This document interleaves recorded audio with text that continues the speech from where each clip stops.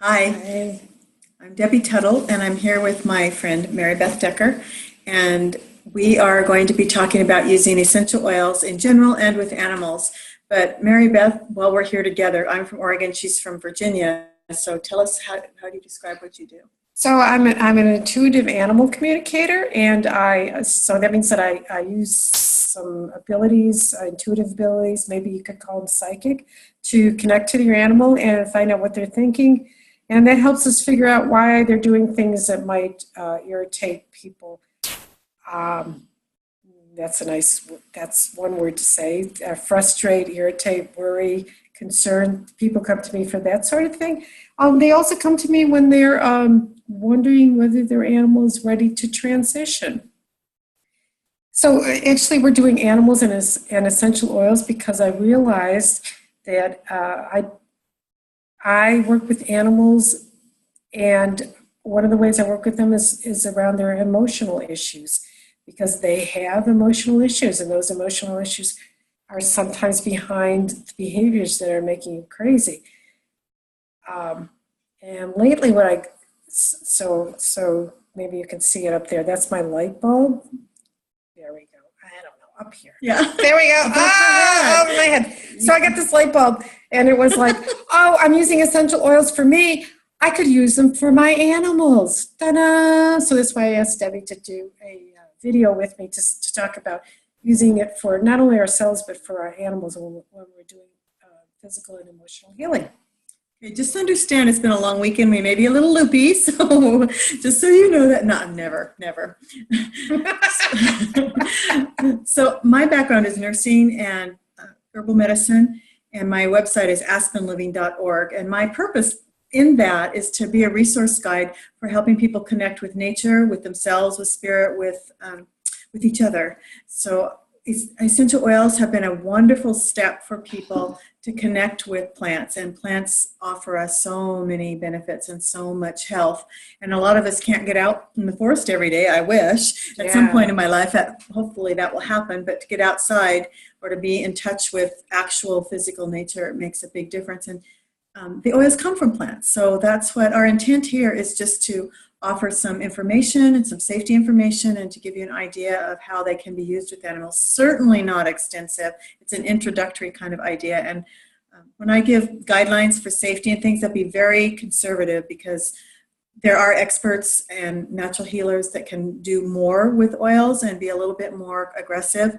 We want to keep it very safe for your animals and in your home and doing it with yourself. So we'll be working around that. But especially so oils come from plants. Every single essential oil comes from a plant. It may be from the leaf, the flower, the twig, the stems, the roots, the resin. It can be a lot of different parts depending on what they're either distilled or cold pressed from the plant. And I use doTERRA because that they are tested. I feel good about the integrity of the company. They're very careful. They've passed a lot of challenges to their quality. They have shown stewardship for the land and the farmers, and That I love. yeah, That I really love. Anyway, I think that's really important. Well, their intent appears to be taking care of land, people, and then their business. And it makes sense with a plant-based business that you would want to take care of the land, but it doesn't always happen. Yeah. So we wanted to talk Light bulb. light Yeah. bulb. Light Take bulb. care of the land.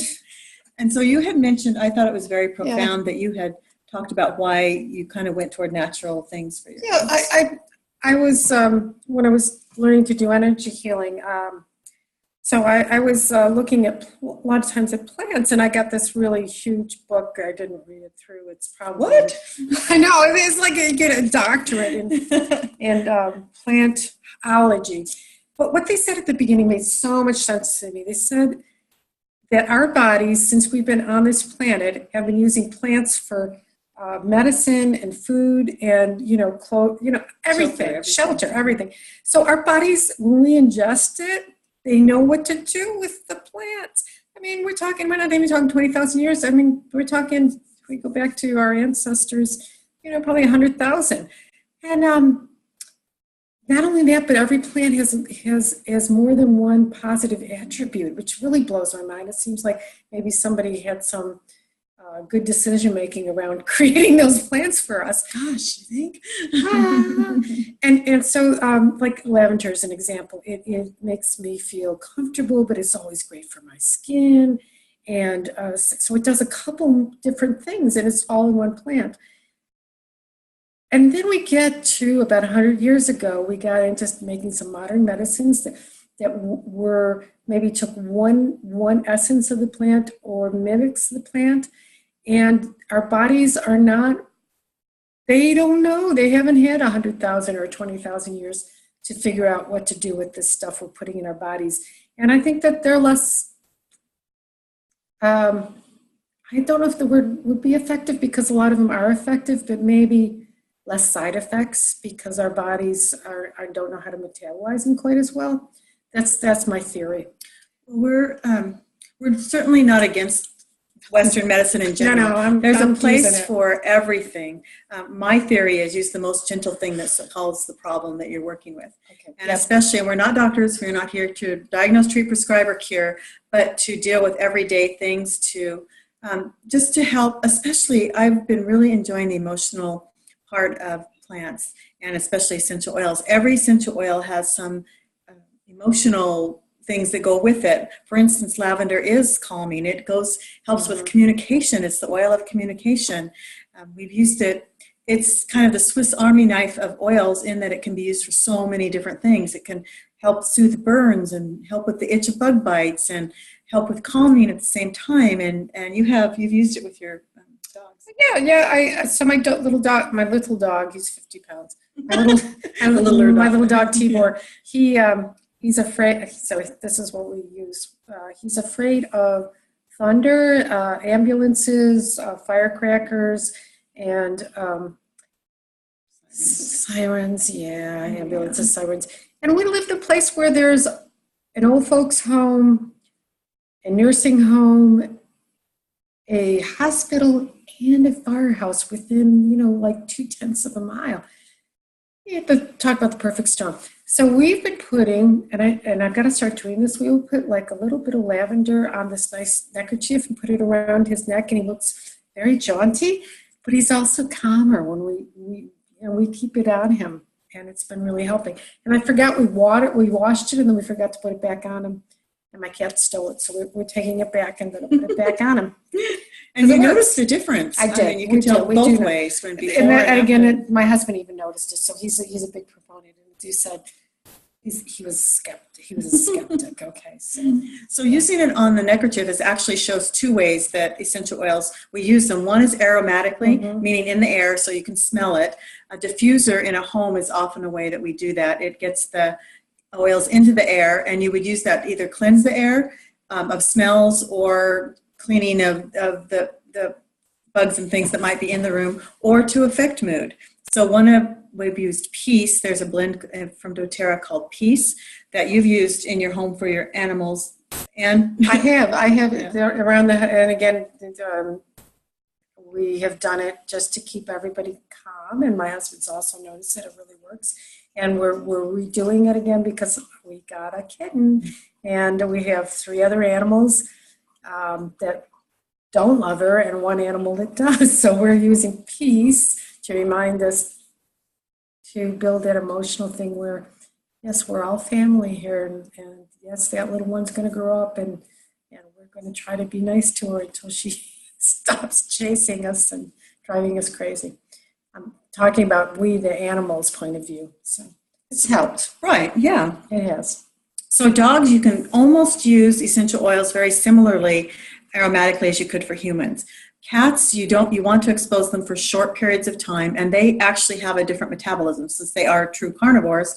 They need about 48 hours in between being exposed to essential oils to metabolize them. So you want to allow short amounts of time and then a couple days in between. But it's very helpful, and you have not seen any ill effects with your cats. No, not at all. I'm doing diffusion because I really do think it's the safest and best way. And they're not they're not mad. If they don't like it, they walk out of the room. So it's real simple. Which brings up another thing is you always, if you're diffusing, especially for your animals, you want to make sure they can get away from the smell. Their smell is so acute that if they can't get away, they can be overwhelmed. It's just going to be very unpleasant for them. So just make sure that if you're diffusing, that your animals could get away from the smell. And you may not want your living partners in your home to get away from the smell, however. Oh, no, we haven't found that this stuff works on us as well, and my husband and I, and it's been really cool. Yeah, and my husband tend to get stressed or anxious sometimes too, and I've used a blend that's called Serenity. You can't smell them, but a bottle about this size, and I can just put some on my finger on the bottom of his feet, and that helps him calm down, or having it diffused into the air. Which gets us to the next place, which is partly with the neckerchief. So probably her dog gets a little bit on his skin, but topically is another way that essential oils are used. That would be, as I mentioned, bug bite. So that would be directly on the place that you need them. There's a blend called Deep Blue that you don't feel like you would want to use on your animals because it's very strong and they would tend to lick them. But humans, it's great for joints and sore muscles and things like that. I use that regularly. I was using just the oil, mm-hmm. And but I've got something going all the way through here. So I got the stuff, the rub, mm-hmm. so that I can really get it in and massage it in. So both of them worked, but the rub made it easier to get it everywhere I wanted to get it. Right. It's hard to rub one drop of oil all up and down your arm, where in a cream you can do that, or on a roll-on. Yeah. And so to dilute oils, which we often do, especially with some of the hotter oils that would be irritating to your skin, we use fractionated coconut oil, which is way reaching over there. Fractionated means they've taken out the triglycerides, so it doesn't have a smell of coconut. I don't mind that smell, but it doesn't have that smell, and it stays liquid at room temperature, which you do want in a roller bottle or something so you can actually use it. Another safety thing, if an oil becomes irritating on your skin, if you happen to get it in your eye, a little bit of the coconut oil either rubbed on the lid of your eye or on the place where it's irritating takes care of it really quickly, amazingly. Yeah, olive oil as well. I've used it depending what I can get to this fastest. Yeah. Essential oils from plants are called volatile oils, meaning they will evaporate into the air, as opposed to like coconut oil or olive oil, jojoba oil, one of those that don't evaporate. They are oily oils.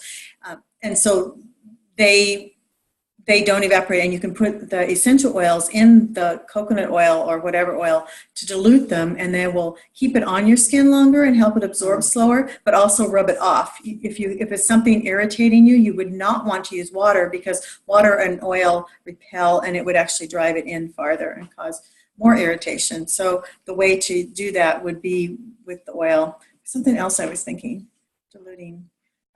Another way to use it topically with my cat. I haven't found that it gets rid of fleas if they have fleas, but once the fleas, you get rid of them, however you have to get rid of them.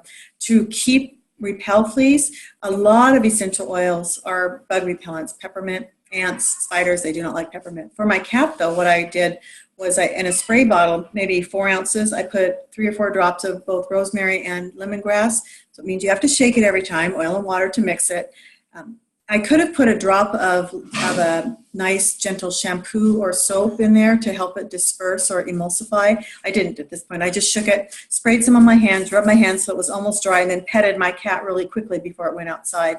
And animals are so wise. They kind of know what's good for them. And he would stand at the door and kind of like, go ahead. So I would do it, and he didn't fight it, and he didn't get fleas again. So it was very effective. That's nice. It was. Really nice. Dogs do the same thing. You could put an oil on your hand, rub your hands together, pet them. You want to keep them away from the eyes. You don't want them in their ears. It could be around their ears, but not in them. You don't want them around their rear end or on their genitals, because it can be very irritating. I know. It's kind of like, really? Honestly, that just makes sense. Yeah, think about it. And even maybe not. Now, there are exceptions, but for a very conservative safety, you don't even want to put it on their pads of their paws, because it absorbs through there, which on people is good when you want it in your bloodstream quickly. The bottom of your feet is actually really effective. We've got big pores there and they go through. But on the animals, again, they couldn't get away from it. So you don't want to. Yeah, you know what? I mean, most of us know that our dogs and cats don't even want us grabbing their paws. I guess that's probably why they're so sensitive. So I'm not going to make a friend by putting that stuff on the Right. paws, so I Right. decided not to do that. Not even worried about No, it. One of the things, the third way that people use oils, we can actually use doTERRA's oils internally, a lot of them. If you can, it will have, I don't know if you can see it close enough, it will have, and it's backwards of course, but it has supplement information. And so those can be used internally. They're very, very pure and tested to make sure that there's nothing else in them, no pesticides, no other plants, no other solvents, those kind of things. But for animals, generally, you don't need to use them internally. Again, that's a little more advanced, and this is more intro. Even with digestive issues, which there is a blend called Digest Zen. Believe it or not, even with like stomach issues with animals, you can use it externally. You've done that. Yeah, I've done that because the taste is pretty strong. I like it. It's got cardamom and stuff like Got that. fennel. Yeah, fennel in there, and so but if my dogs are gooey poop, let's be clear. Sorry about that. And blunt. Yeah, so I'm rubbing it on their belly, just rubbing a little on their belly, and that did seem to bring them back to health, quickly, and they didn't mind. And if they lick it, I'm not worried about that stuff. Right. That one feels okay to me. And humans can use it on the outside too, and it's amazing. You think you'd have to take it internally to have it work, but it often works on the outside, just rubbing your stomach with it too. You use Breathe, which is a respiratory blend helping support your respiratory system. Yep. You just photobombed us. Yeah. Oh, geez. Sorry. Oh, the wonders Sorry, of technology. Patrick, that was my son. Talk to you later, babe. So Breathe. Breathe. It smells really yummy. We'll just smell it. I'm sorry you can't. They don't have smell-o-vision yet, but it smells fresh and clean. Yeah, and this stuff I'm going to be dispersing this pretty soon. He thinks I'm not going to. I'm doing this on purpose. So hold on for a second. Anyway, we're going to use Breathe, and sorry about that. Because we all of us get stuff going on for winter time, and diffusing Breathe has really helped us stay healthy. I think we're going to try On Guard as well. Yes. You can diffuse that, which is even stronger, but the Breathe seems to keep everything in the lungs and the sinuses good. So tell me, what's the difference between that and On Guard? On Guard's more for immune support. It also helps us deal with whatever we've been exposed to. One of the things we brought up that Mary Beth brought up was she's had animals that itch all over. And part of that is emotional, possibly. Part of it's issues, but also, and part of it's nutrition. In the herbal world, when you think of skin things, you think of liver things. So making sure they're eating as clean as possible. But also, well, we just learned that what you use around the house can also cause itching. So some of the stuff, well, I won't use specific names, but some of the stuff we use to clean is so strong and so chemical that as we're talking about the pets absorbing it on their paws, they lay on the floor. They lay on the floor. They walk around. Laundry. That stuff could be, well, it will be taken in through the paws, and it could be trying to get released through the skin, and that's where the itching is going from. So I have heard stories where people have gone green with the products they use to clean the house, and that has been one of the factors in getting the animals to stop with the overall itching. So something new I'm passing on to you that I'm going to start working on. So On Guard, clear can you hand about me that? Yeah. On Guard bottle, it's right here. This one right here? Yeah. So this is what's in On Guard. I love this because it's not weird stuff. It is wild orange, clove, cinnamon, eucalyptus, and rosemary. So those things are also, besides in an oil, so this size, they're also in, there's a toothpaste, there's a laundry detergent, there's a concentrated cleaning solution, there is a hand wash, there are little beadlets. So there's many ways that On Guard's being used because it's so effective to help us with our immune system and to stay healthy. So that is one way to go clean, and one of the ways that they have that is available that won't hurt your animals and that, or children or grandchildren or whatever. Those animals too. Yeah, our fur babies and our animals. And our little kids.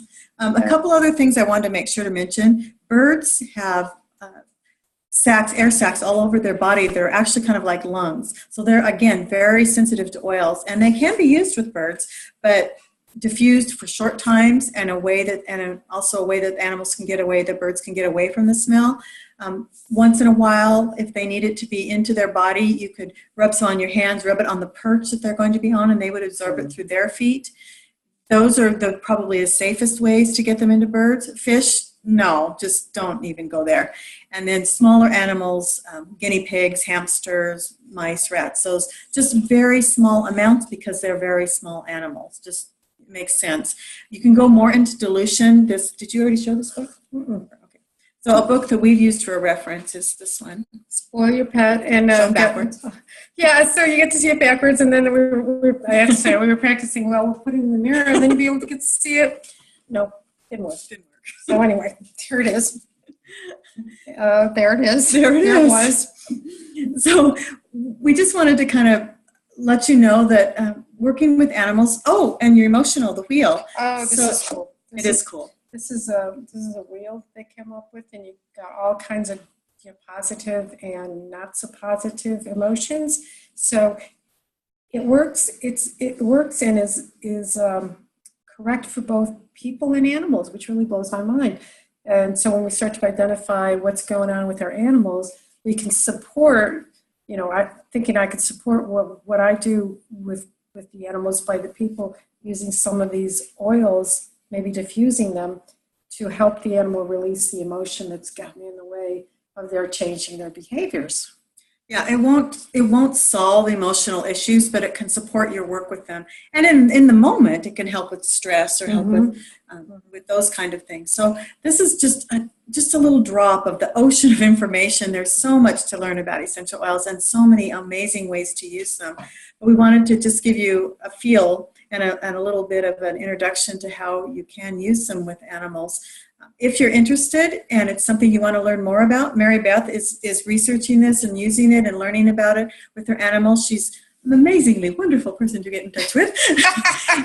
Maybe we will have subtitles at some point, so you could give them your phone number and then your email and your website again. My phone number is 703-259-9012, and my website is sacredgrove.com. And my contact information is on the website, and there's tons of ways to get a hold of me. You will not be sorry. She's a wonderful person to talk to, and it becomes a great friend, and your animals appreciate and feel comfortable communicating with her. I've watched it happen, and I've seen it with her own animals, and it's a very gentle yet powerful way for you to connect with your animals. Sure. So I think we're done for tonight. I hope you will get a chance to get in touch with Mary Beth or explore essential oils on your own, and we'll see you later. Bye. Bye-bye. All right, hang on with us as we do this.